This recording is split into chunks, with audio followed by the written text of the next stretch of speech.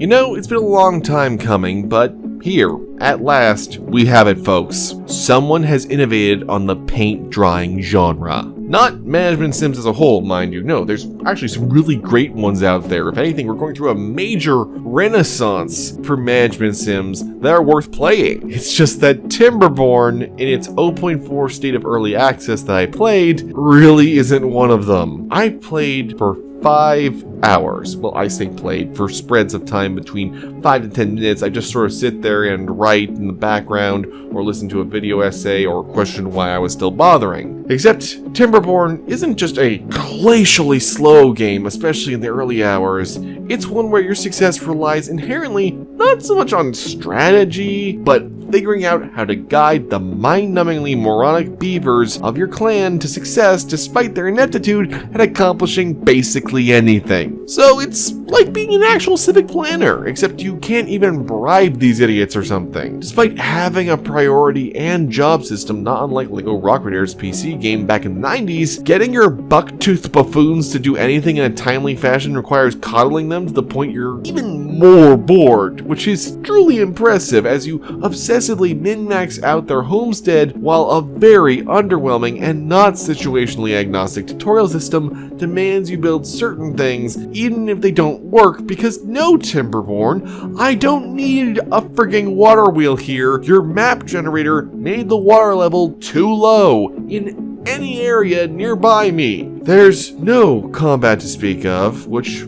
fine, that's totally fair, but modifying the terrain and trying to terraform it into your ideal society requires so many science points that you slowly accrue that you'll question if you'll ever get to do any of that natural water flow redirection that beavers are actually known for. Plus, some buildings take up way too many beavers who are just seemingly sitting around and doing nothing, and that's with there being tasks that need to be handled. Everything about the progression system and learning curve feels purposefully designed to mess up first-time players. It's just remarkably unfriendly for what is, on paper, looks like a charming little management sim game that you'll enjoy and it'll be whimsical and fun. I had an easier time getting into frigging Banished than this. What really adds to the confusion is how bloody bonkers that water table is, managing to dry itself out entirely depending on the world generation. No influence from your part. The world feels indifferent to your presence, even hours into a playthrough, and the sheer grind before you start being able to actually have reactivity in any reasonable pace at all